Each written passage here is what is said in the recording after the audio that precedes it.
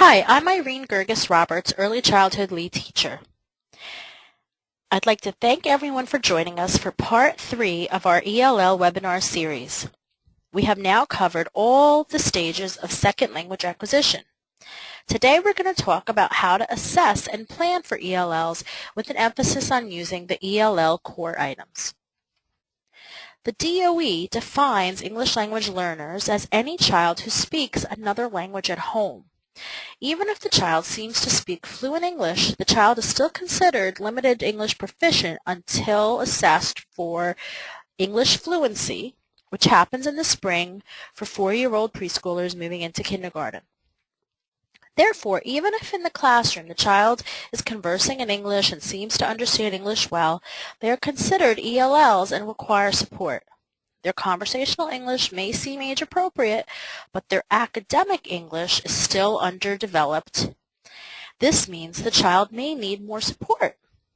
If you give ELLs plenty of support now in preschool, they will have a stronger foundation for later developing their academic English, such as when they're in the 4th grade science class and they have to understand the difference between mitosis and meiosis. Having said that, today we're going to look at the core ELL items and talk about assessing and planning for these students. First of all, do you have all your ELL students listed in core as an ELL? If not, let's take a minute to review how to change their status and add their home language to core.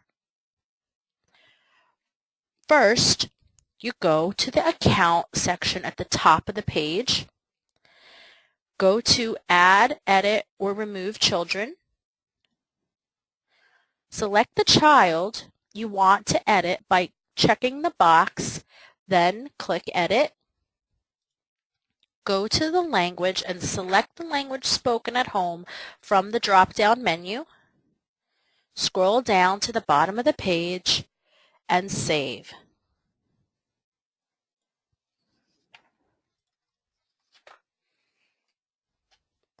There are 2 ELL items that will now be available to you.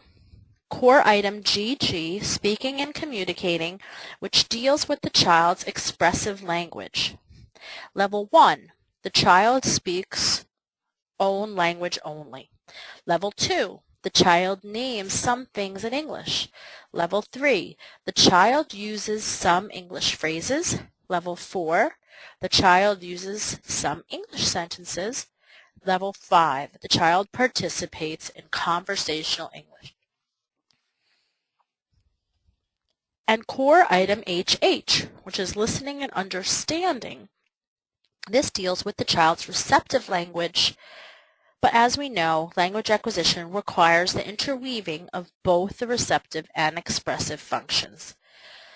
Level 1, the child does not respond when spoken to in English. Level 2, the child stops an action to attend to spoken English. Level 3, the child responds to spoken English nonverbally. Level 4, the child responds to English verbally in their own language. And level 5 is when the child responds to spoken English in English. Young children's play is active. As a result, children are going to interact socially even though they may not be able to speak the same language. Since language is learned through social interaction, these play-based learning experiences enable children to develop their skills as well as their understanding of other cultures. High School recognizes that all children grow in a developmental sequence. Likewise, early childhood education experts have found that the children who develop a second language proceed through a distinct developmental progression that includes the following characteristics. 1. Children continue to use their home language in second language situations. 2. When they discover that their home language does not work in a new situation, children may enter a nonverbal period as they collect information about the new language, often rehearsing with some experimentation. They repeat what others say in a low voice. 3. Children begin to go public using individual words and phrases in their new language. They may mix two languages at this point. And the final stage, children begin to develop productive use of their second language. And as you know, these are the basic stages of second language acquisition that we've been talking about. Okay, now let's look at an anecdote for an ELL at level 4 for core item GG. The child Maria is starting to put together short sentences. So how do we plan for her in order to bring her to a level 5? Which is the child participates in conversational English. At a level 5, the child has acquired enough English to carry on a short, simple conversation. Since Core Yet does not have activities or strategies in the core book or online core for ELL items, I would recommend looking at the strategies for core item Q, which is listening and understanding to speech for this child. Pay close attention to level 4. At Q level 4, the child contributes to an ongoing conversation. Strategies in this section will help Maria get to a level 5 on the ELL item GG. So let's look at level Q4. 1. Be available for conversations with the ELL child throughout the day by doing the following. Place yourself at the physical level of the child. Listen carefully to what the child is saying. Give her control of the conversation by making comments and observations. Accept her hesitations and nonverbal utterances. Learn and remember her particular interest. Also make an effort to learn a few key words in the child's home language. 2. Encourage this child to talk with other children throughout the day by doing the following. Provide opportunities for cooperative projects and play.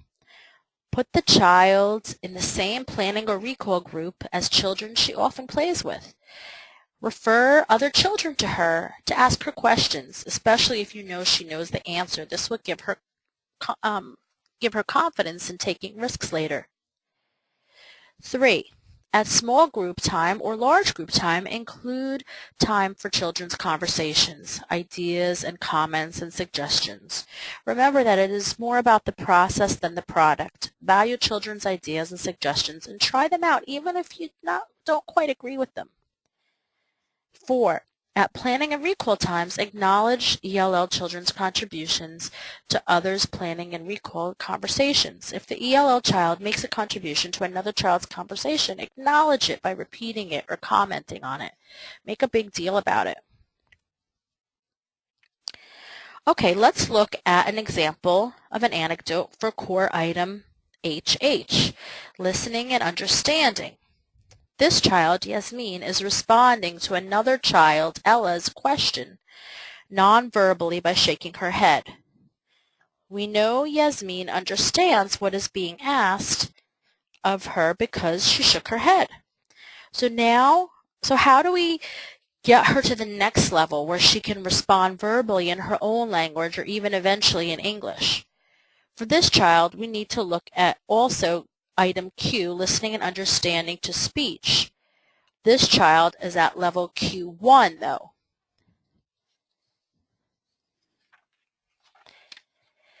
At level 1, as the ELL child responds to persons who speak directly to her, watch to see what these responses are. A smile, a nod, looking at the object or person referred to, or a word or a phrase. Whom is she most likely to respond to? And what type of speech most apt to elicit a response? 2. Throughout the day, join this child at her physical level. Comment on what you see her doing. You might say, "You're making a stack of blocks." 3. Watch and listen carefully for responses such as gestures, eye pointing, bodily movements, facial expressions, or a quiet word or two. For example, in a response to your comment about the block stack, she may smile or add another block or say, "Yep." 4. Interpret the child's nonverbal responses to other children. When another child asks if he can add a block to the child's stack, she frowns slightly and doesn't respond. You might say, "It looks like Yasmin is saying by the look on her face that she wants to make this stack by herself." It's important to help other children to read the nonverbal cues of ELLs as well. 5. Watch and listen for directions from other children that ELL child carries out throughout the day. Yasmin, move over. She moves to make room for the speaker. Go and get some paper for a sign. Yasmin goes to the art area and returns with a sheet of paper. 6. At large group time, imitating emotion. Play games with simple one-step directions and watch to see how the ELL child responds. Say what you want the children to do without doing it yourself. Put your hands on the floor and so forth. After the child understands the idea of the game, ask children to be the leader and give their own directions. 7. Sing what you want the ELL child to do. For example, you might choose 2 notes or musical pitches and sing, "Good morning, Yasmin, I'm glad to see you."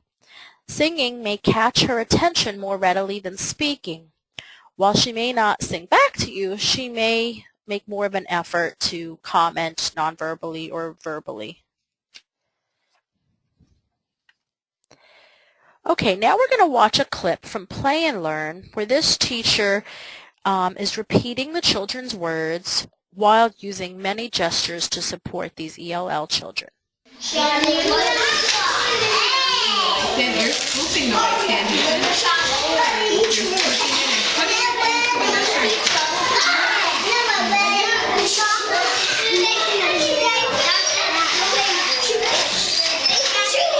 You're going to bake a cake? So we have to scoop the sand in there for Dr. Sue. So we have to scoop the sand in the nursery cup and then after we have to grab it.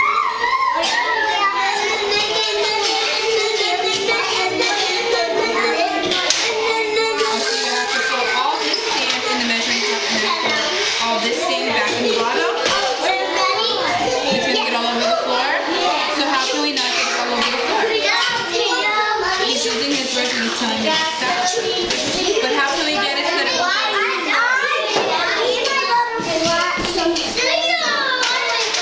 Theo's saying even if you flat the sand, it won't fall out maybe.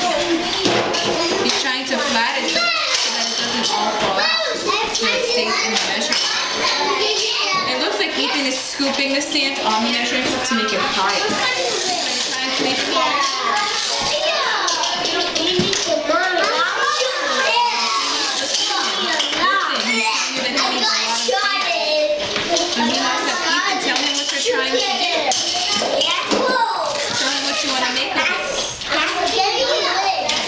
That's a cake and this is a cake? That's cake and that's cake. That's a yellow cake and that's a pink cake.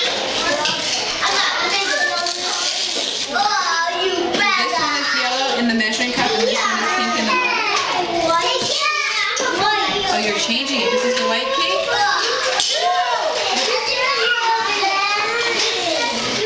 Now we're going to look at some lesson plans.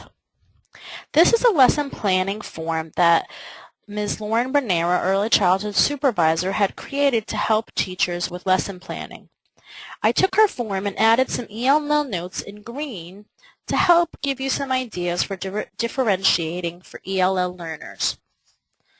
So as you can see at the top of the form for greeting time, Adult B, learn greetings in the children's home language and post them near the door. Teach children the words for hello in the languages represented in your classroom. Then for planning time, use concrete and visuals to plan with ELLs. Under message board, I put this is a good time to ask ELLs to teach the greeting or the hello word in their home language. I maybe listed up on the message board the words you're going to learn for that day. Under the Adding Materials to the Center section, You can ask parents for authentic clothes, food, utensils, knickknacks, multicultural materials, toys, food containers, international restaurant menus, magazines, newspapers from their cultures to add to the areas. During work time, this is a great time to observe ELLs interacting with their peers and work one-on-one or in small groups with them. Under cleanup time, if using the putting away a certain number of materials song or strategy, teach and practice counting in the different languages. Under songs and finger plays and poems, research and incorporate songs and finger plays from the children's culture and home language that are represented in your classroom. You can ask parents to come in and demonstrate these as well. And it's also important to list the books represented in your cultures and put them into your lesson plans. During outdoor time, have playground items available that ELLs might typically play with from their culture. For example, if someone is from a Hispanic or European background, they may see soccer balls on the playground. Also use language repeatedly with ELLs to label things that they are playing with, and use concept words such as up, down, slow, fast. Under the alternative instructions section on the right, you'll see some ELL interventions. You can pick one or two strategies to focus on for that day. For example, you're going to make more of an effort to use gestures, or you're going to teach some sign language, and you can list that here. And children to be observed. So as an ELL child, say Yasmin responds to a person who speaks directly at her, watch to see how she responds. Did she smile? Did she nod? And did she use a few words? And this is a great section to list all these comments. Further down the page, you'll see that you can also research some childhood games from their culture and represent them in the class. And for your originating idea for small group time at the very end, play a memory game like concentration using real photos of the children or items from the classroom. Okay. Also, CORE has a lot of resources in the CORE reports section. So another great source of information for assessing and planning for ELLs is to go to the online CORE, and there are articles relating to ELLs for planning. Please also explore the reports section. I copied and pasted from the CORE All Outcomes report where I have checked off third marking period for these CORE items. I'm going to walk you through how to do that right now. I'm going to go to the Reports tab, the top of the page. Computer's a little slow, so just bear with us. Clicking on Reports. Then as it comes up, you're going to click on the Head Start Outcomes. Okay, we're going to log in again and see if we can get it to come up. Okay, so we're going to go to the Reports section. There we go. Then we're going to go to the Head Start Outcomes. Then we're going to choose CORE, Preschool CORE. Then the report type, which would be CORE items. And then you choose the marking period you want to look at. We're going to look at marking period 3. Click View and scroll down to the last page where you'll see the ELL items. Here's the first page. Keep going, keep going. The last section will bring up GG, Speaking and Communicating, and HH, Listening and Understanding. And you'll see that this classroom has 3 students that are ELLs, and they or all have anecdotes. For speaking and communicating, they averaged a score of 2.0, and for listening and understanding, they averaged a score of 3.0. So we know that we have to work a little bit harder on speaking and communicating with these children and help them and give them opportunities to develop their oral language and vocabulary. Okay, now we're going to look at some more items in core that will help us support ELLs and some general materials that will help us. Some additional core items are in language and literacy. We talked about Q, listening and understanding to speech, but also using vocabulary, item R, and item S, using complex speech patterns. And social relations, item E, relating to adults, F, relating to other children, H, understanding and expressing feelings. And because ELLs are so often reserved and shy, that we should also pay attention to core items in initiative. A, making choices and plans, C, initiating play, and D, taking care of personal needs. Here are some general items that will help you in the classroom to support the growth in these items. So first, include books in the classroom that are in the children's home language. Include books with vivid photographs and rich illustrations. Vivid photographs and illustrations make it easier for ELLs to follow along, and then help them get the concept of the story even if they don't understand all the words. Incorporate pictures of the children around the room and also pictures of their families. These are great for children to look at and talk about their past experiences. Here are two examples from Ms. Askew's class and Ms. Corcoran's class at PS5. Here are some more ideas for incorporating family photos from PS22, Ms. Knaus and Ms. Ayu's class.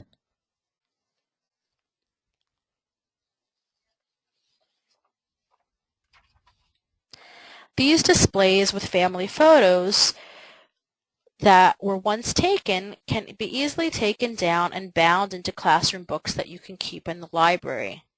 Here are some more examples from PS5, Ms. Batista's class and Ms. McClam's class.